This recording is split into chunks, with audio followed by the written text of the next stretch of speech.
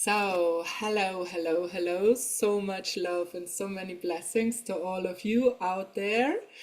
I'm really happy and I feel so honored and I'm absolutely, oh God, I cannot say this word, but I'm just happy, happy, happy that I did follow again my ideas, yeah, from wherever they're coming from. And I just reached out to Dallas Arcand, and he is the four-time world champion in hoop dance, but he's so much more. And I'm so, so, so incredible happy that you are here with me today, Dallas, and that we can talk in a way of the heart, from soul to soul, and yes, that we can uplift the field of energy of love, peace, and healing for everyone, everything, everywhere, just by being us in this moment. Yeah, thank you. In our language, we say "tansei." That's like saying our way of saying hello. Like whenever we see each other, we say "tansei." And I'm from Canada, so I like to acknowledge all the languages.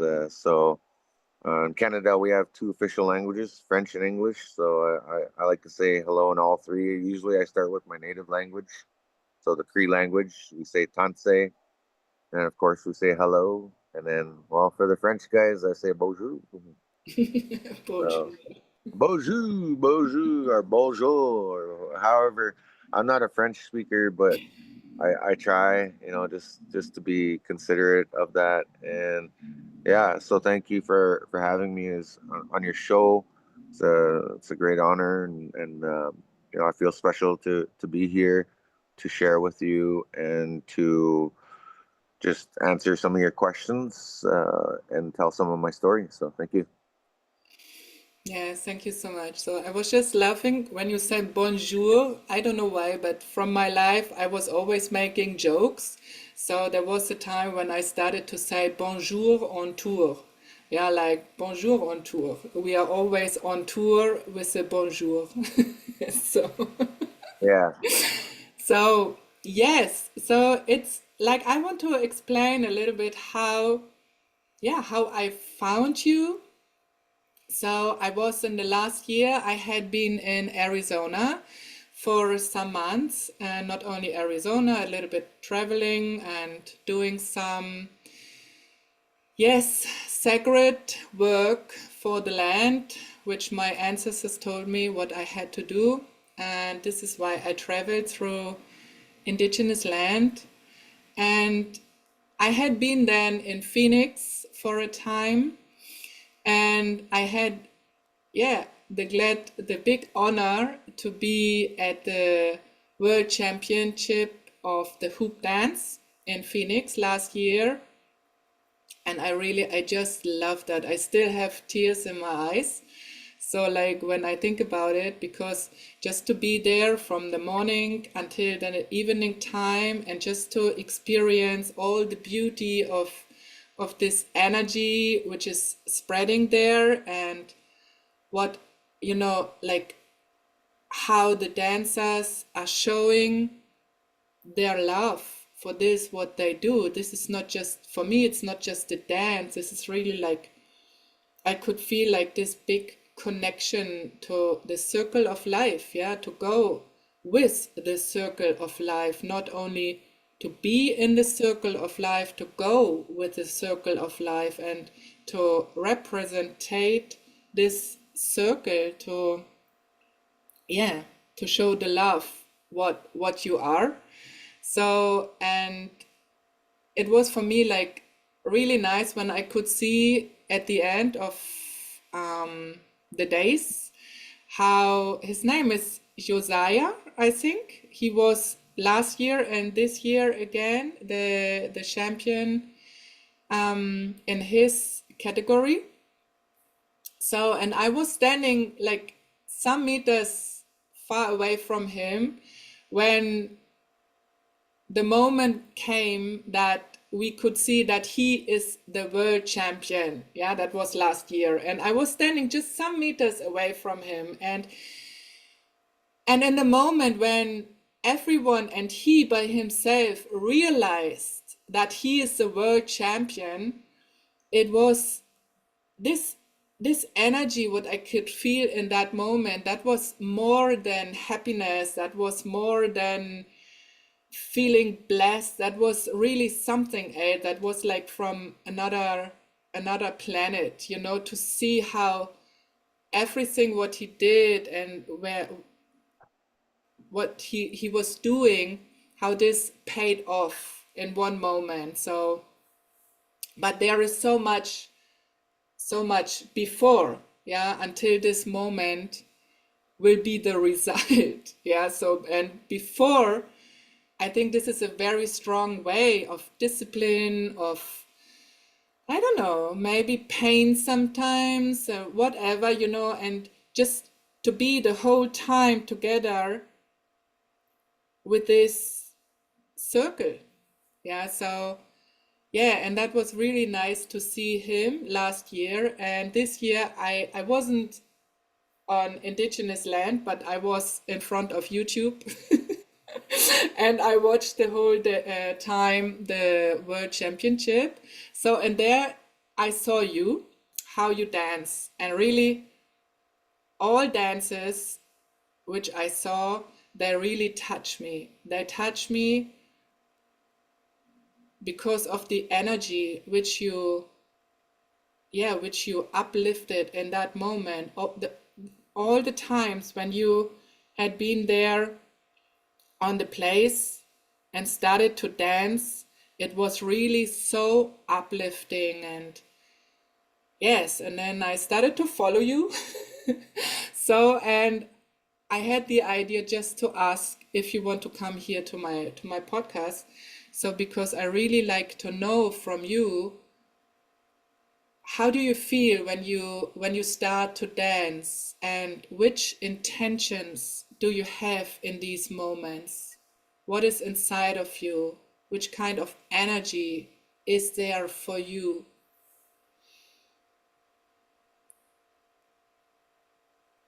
Yeah, when I dance, I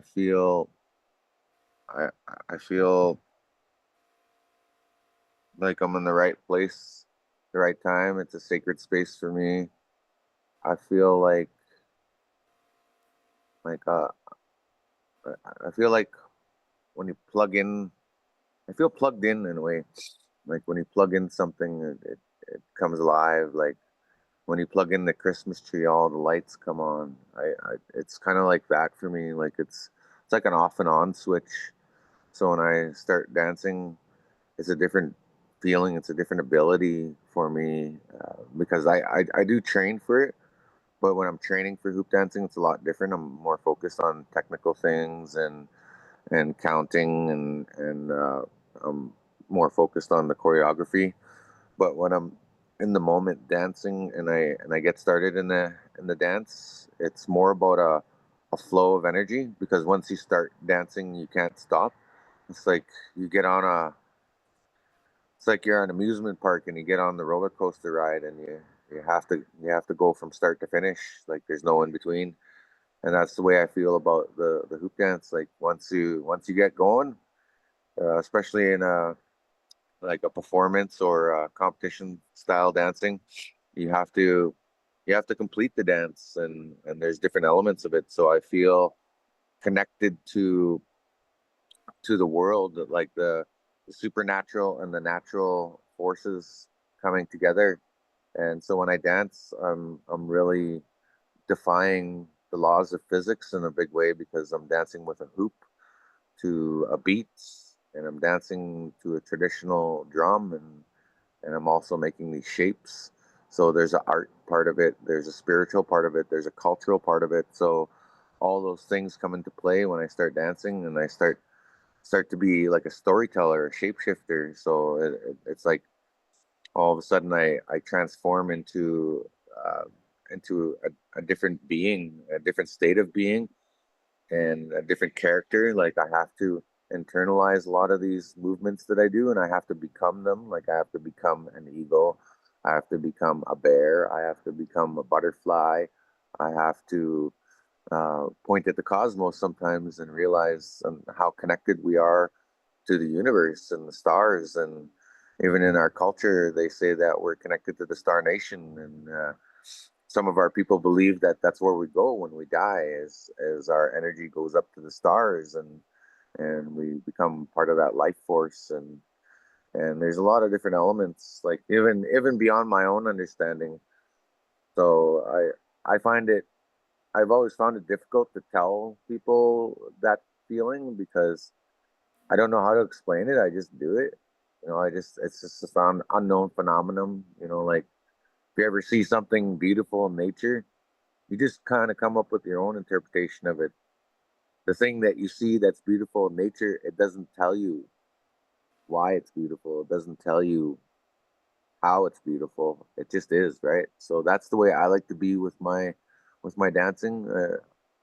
I can explain some of it, but I don't feel like I do it justice when I explain it, and that's probably half the challenge is explaining to people and interpreting this to people. So in a way, I have to become more than just a dancer. So all of a sudden, besides sorry, besides me being a dancer and training for all this, then all of a sudden I got an extra task to try and explain that to somebody and to teach it to somebody or to tell it.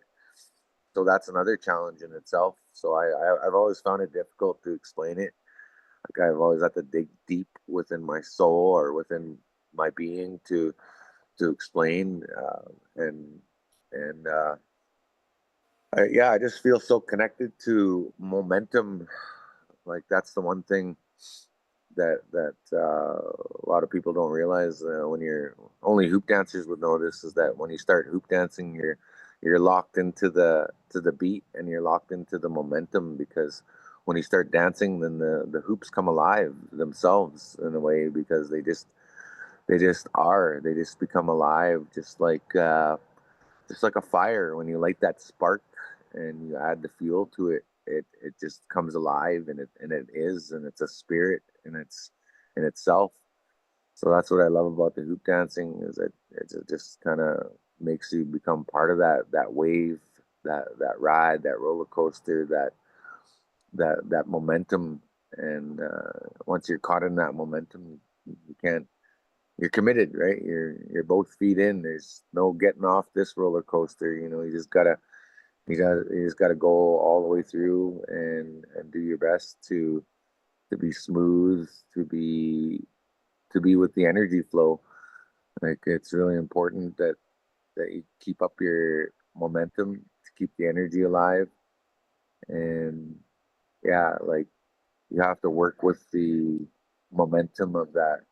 So that's the feeling I get when I'm in the hoop dances. I feel like I'm I'm riding that wave. It's kind of like getting on the water and riding a wave, really, because you have to find that sweet spot. You have to find out where to be in that, and there's a perfect spot there for you, right in that momentum, right in that wave, kind of like the wind, like you can you can work with it or you can work against it.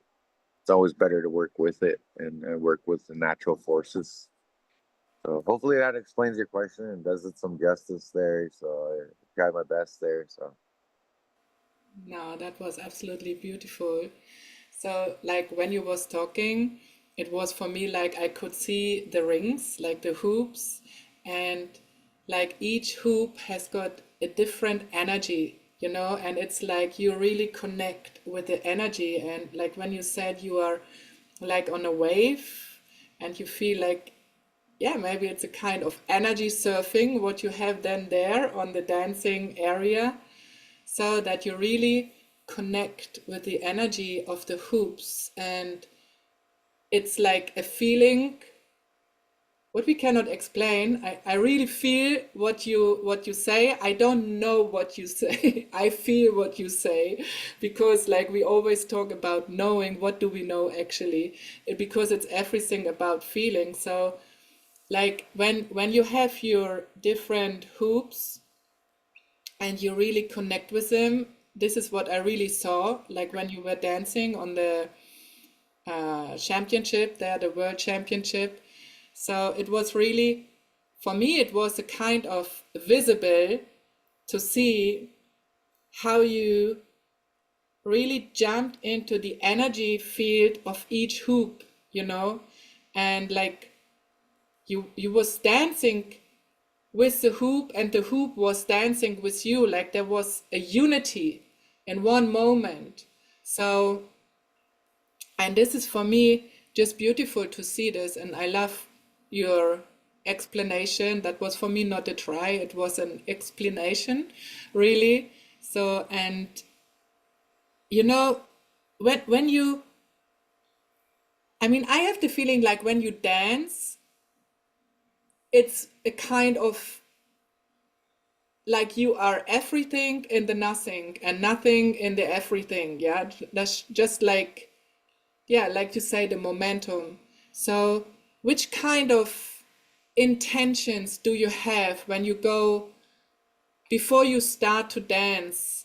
Do you do some kind of meditation or prayers for yourself, or do you talk to your ancestors, or do you talk to the hoops even?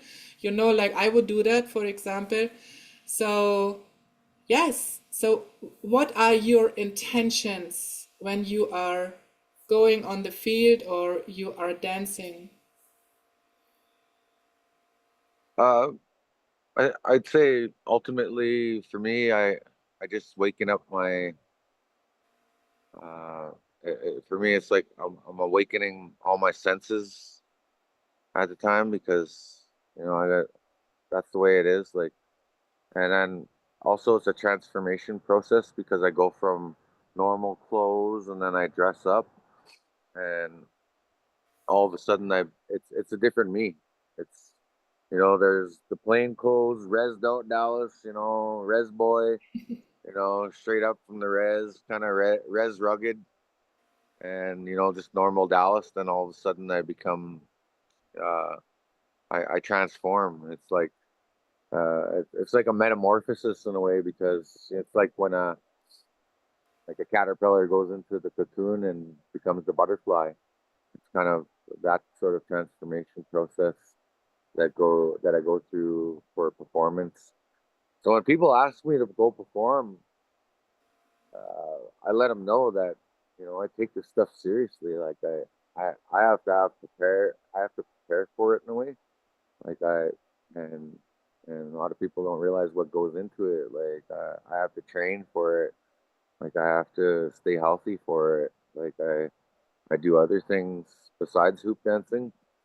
Like I go to the gym, exercise, stretch, and even the outfits that we wear. Like I'm connected to that too because there's a lot of beliefs within the outfits that we wear. Like they're not just pretty decorated cloths and beads and all that. Like it has significance to it. So I become that like when I start dancing. So I have a couple different outfits that I use, and each one of them has their own story. Like that's why we don't call them costumes. To our people, they're not a costume. We're not dressing up for Halloween or anything like that. So the outfits are very personal because they're connected to our culture, our spirit, our own personal beliefs, and part of our character of who we are in the world. So before I hoop dance, those are the things that cross my mind. Is depending on the outfit I'm wearing, depending on the place I'm dancing. I try to cater to different audiences. So like if I'm performing at a school, it's for kids, right? So I gotta be mindful of them. Gotta be mindful that they like to have fun. They like to be entertained, and at the same time, I also have a responsibility there to educate them as well. So there's the education portion of it as well, and I use that as a chance to perhaps it's a benign way of sharing some of the historical traumas, but also as well as it's a way to share some of the truth about history and since like when I'm doing it for kids, I try to keep it a little bit more G-rated and PG-13 for them, and not really get into the nitty-gritty of it. But there's some instances where I have to be, where I have to be just kind of away. Like when I do other audiences, like festivals, people are there to have fun, so I bring out those elements of the dance. So just depending on where I go, it changes and it varies. So if I'm doing a corporate venue, like for people and their fancy dinners, I try to keep it, like to the point, and just let them know about the art and the magic and the beauty of the hoop dance and the history and what it all means, and putting it together as a story. And so there's a lot of different ways to present the hoop dance. There's a lot of different scenarios I've been in to perform the hoop dance. And so when I'm there at the competition, it's just mostly when I go down there, I like to not think of it as I'm competing against other dancers.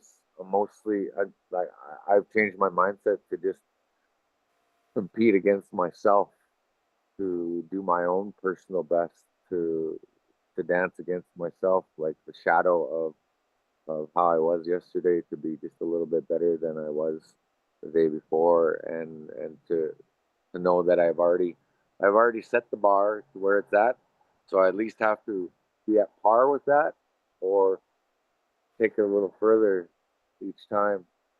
So there's sometimes I'll refer to, like if I'm in a hurry and I got to tell people what it's like to be a hoop dancer, or sometimes I'll joke with my friends and I'll say, yeah, this is my, I'll compare myself to Superman, because if this is my Clark Kent look, like I'll be wearing a suit or whatever, I'll show up at a gig, and then I'll be like, okay, now this is my Superman look, I transform into that, it's like that's my superpower, right? Yeah, that's nice. So, yeah, that's really cool to see this transformation in one person that you can joke about it. So, yeah, and you were talking right now, you were starting to talk a little bit about the shadows. Yeah, you said it's like you are going against your shadows. You try to be always better like than yesterday. So, and me by myself, I really do know what shadow means, yeah, in lifetime, in for the mental health, and yeah, so I also had my own past. So, and I know like every good what we do that comes from one moment, and this moment will always be a moment or was always a moment, a kind of breakdown, a kind of, yeah, where we have to make a decision. Yeah, when we start to do something good, this comes out from very often from something bad. Yeah, but actually the bad things, they are not bad, they are also a gift for us, because we have the possibility to make a change for ourselves and even for the people in the world by doing the change. So this is why I really want to ask you, why did you start with the hoop dance, and how old have you been, and yeah, what happened to you that you really can say that you dedicated to the hoop dance?